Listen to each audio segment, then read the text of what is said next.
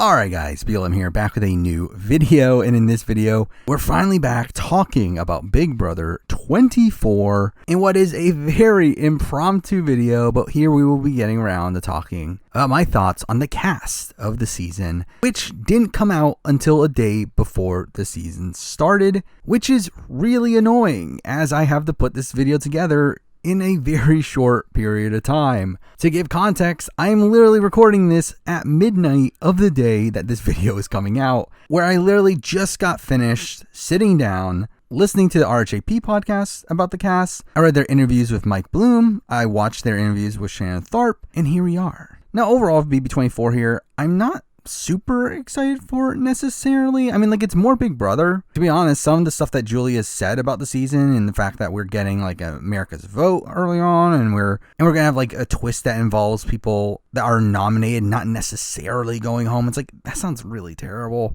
But outside of those things, I'm just expecting more Big Brother. I mean, I think the formula that they had with BB23 was pretty solid. The problem is that I think obviously because of the importance of the cookout, it kind of overshadowed the gameplay by the end of it to where it kind of played out in the worst possible scenario gameplay wise. However, I feel like that's not going to be a necessity for this season, to where hopefully it plays out naturally and we get a really interesting game here. I will say though, in terms of what I think of the cast, I'm not loving this cast as much as I liked BB23's on the offset. I definitely feel like this is not a cast that stands out on paper as one that is inherently strong, but again, you never know. So with that, let's run through the players one by one, talking about my thoughts on them, and eventually giving my winner pick for the season. We're going to be going in alphabetical order of first name. So let's start off with Alyssa, who is one of the younger people on this cast. She is 24 years old. I believe she knows Alyssa from BB23, which is kind of weird, but it does seem like she is a big fan of the show. However, I didn't really get that much from her. I mean, her answers to all of her questions were extremely short, and really I'm only really basing my opinions off of her based on the fact that she knows Alyssa and the fact that she is a fan. Outside of that, again, there isn't really that much to gauge, and she is younger on a cast that is relatively old, and she's one of the few people in their early-ish 20s, so I mean, that might play a factor here, but I do think overall, like, she's in an archetype that typically does well. She should be fine for the short term. The question is, does she have the killer instinct? And again, I don't really know. She's not really someone I'm looking at as like a serious contender in my eyes, but definitely someone that I wouldn't be surprised to do pretty well. Next up, we do have Amira, 31 years old. And Amira to me comes off as like one of the most normal people on this cast.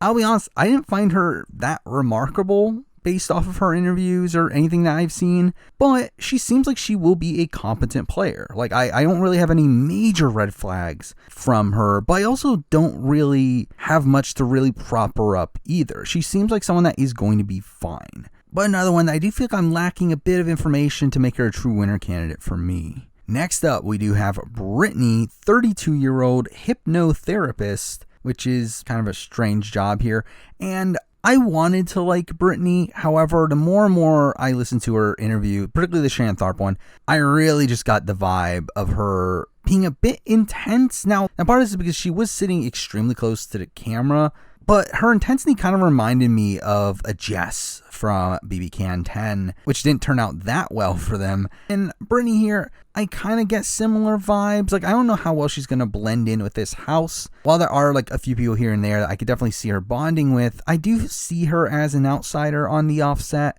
And when I think her intensity and the fact that I think she is someone that seems overly prepared, it is something that's a bit of a worry for me for Brittany here, to where, again, despite me wanting to like her, not really looking at her as a true top contender. Next up, we got Daniel. And Daniel is really interesting to me, where he is 35, a bit on the older side for a Big Brother cast, but again, kind of still within range, especially for this cast that is a bit older. He is an Elvis impersonator, which is really random, but he is a massive fan of the show. And that was something that did surprise me. I was expecting him to be someone that was kind of recruited because of his occupation, but he turns out to be a massive fan of the show. He supposedly knows Rachel Swindler, to where she has talked about him being a nice guy.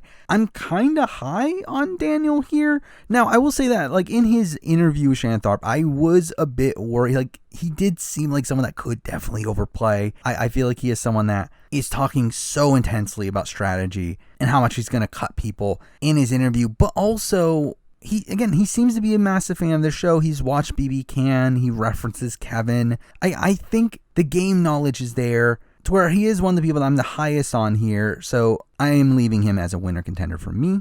Next up, we have Indy, a 31-year-old from Brazil, a private jet flight attendant.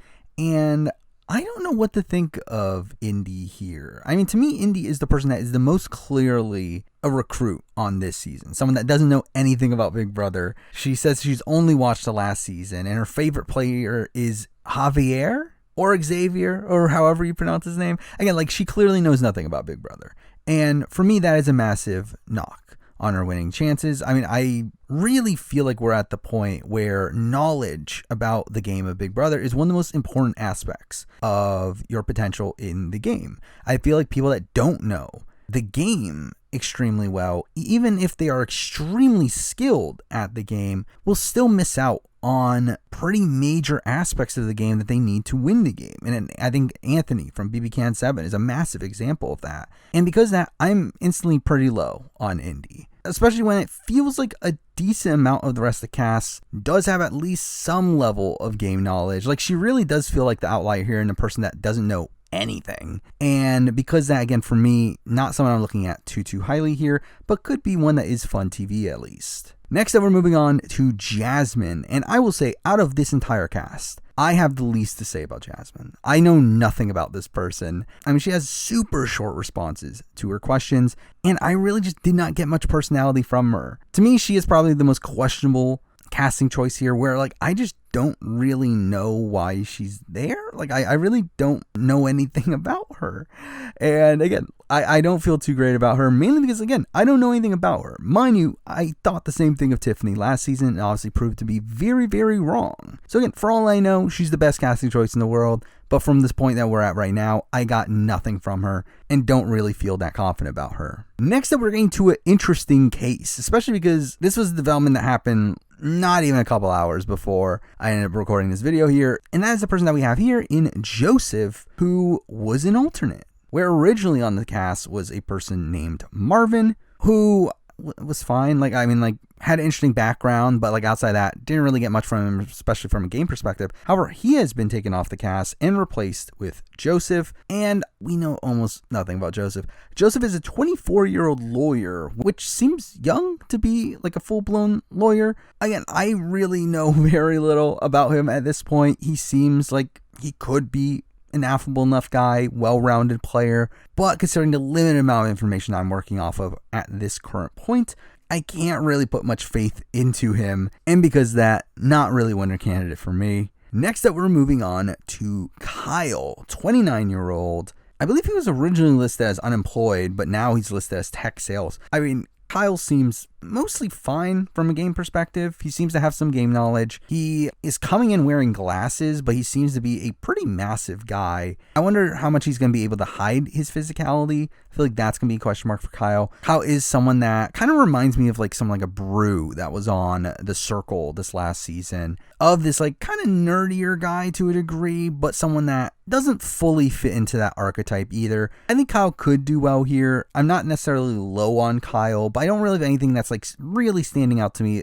to make Kyle a top contender, but I would not be surprised if he does end up doing pretty well. Next up, another guy with glasses here. Shocking, we have two on this season, and that is Michael, 28-year-old attorney, and I really like Michael.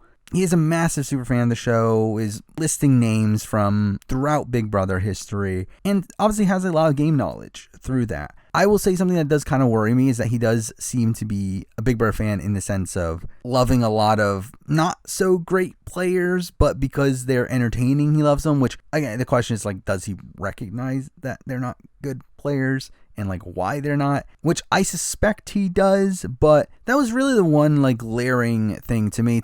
I mean, like, as a whole, I'm pretty high on Michael here. I think he is someone that is definitely a winner candidate. Probably is the more traditional super fan casting choice here, which again, that might put a target on him, but overall I am pretty high on Michael here. Definitely a winner candidate for me. Next up, we got Monty, and Monty was someone that on paper I was looking at as a top contender right off the bat, but the more and more I heard him talk, the less and less high I ended up being on him, where he does talk a lot about being loyal to his alliance and being a team player, and that's not really the greatest sign to me. I mean, I feel like he is probably going to be a player that is loyal to a fault, and is someone that is going to be very willing to just go along with whatever the majority wants, and that is something that's kind of underwhelming to me, because like I feel like outside of that, he seems like a pretty competent all-around player. He seems like someone that has enough game knowledge. Like, I mean, to be fair, there's definitely people that have more game knowledge than him, but he still seems to be fine enough to where he could be okay strategically. Seems to be an affable enough guy, seems to be physical. He is a personal trainer. So I was like, I feel like on paper, he should be a winner candidate for me, but I did not love a lot of his answers in his interviews, and because that for me left him off my list. Next up, moving on to Nicole, a 41-year-old private chef, former cop. And Nicole was interesting to me, where initially I was thinking of her as like maybe a potential like Tiffany style of player. However, the more and more I heard her talk, the more and more I was not really seeing that anymore, and started to see more of maybe like a Casey, where again, she didn't seem the most interesting to me in her interviews. She also seems to be a person that is going to be going along with the majority a bit more than I would like. However, again, she is a former cop, and through that does come what you would assume to be some pretty important skills. Obviously, we've had very good appearances from former cops on reality television. I mean, Derek Levasseur, Tony, Sarah. Nicole could be in that mold. And to be honest, I wouldn't be that surprised if she does turn out to be really strong. However, for me, I didn't quite see it in her interviews either, and ends up really just being a middling figure for me at the end of the day here. Next up, moving on to Paloma, the youngest person on this cast, only 22. And I like Paloma. She seems like she could be fun TV, but I don't feel like she's really set up particularly well here. Again, this is a mostly older cast in late 20s, early 30s. She does feel like an outlier here at 22. And also beyond that, she didn't really seem to be the most game savvy person in the world based on her interviews. Again, she seems like a fun personality, but she did seem like a mostly loyal player. She seemed like a player that would just go along with the majority, which is not ideal either. And really, I feel like she's one of these people that most times will just find themselves in the majority alliance, but never really actively play the game that aggressively. So because that, for me, not super confident in Paloma. Next up, we're moving on to Pooch, 24-year-old assistant football coach. And Pooch, to me, first time I saw him, I thought he looked like a con artist. I felt like he looked like a politician. However, like listening to his interviews and hearing him talk a bit more, like I feel okay about Pooch. Like I think at the end of the day, he seems like a competent all-around player. He is a big fan. He's been watching since BB11. Seems to have a decent amount of game knowledge there. Seems to be affable enough socially. Should be good physically. Again, on the younger side, that is a worry. But as a whole, I feel fine with Pooch here, but like not overly great to where, again, he's not really in winner contention for me, but overall, he feels like a middle-of-the-road sort of pick in my eyes. Next up, we're moving on to Taylor. And Taylor is a player here that I am so conflicted on because she seems so perfect.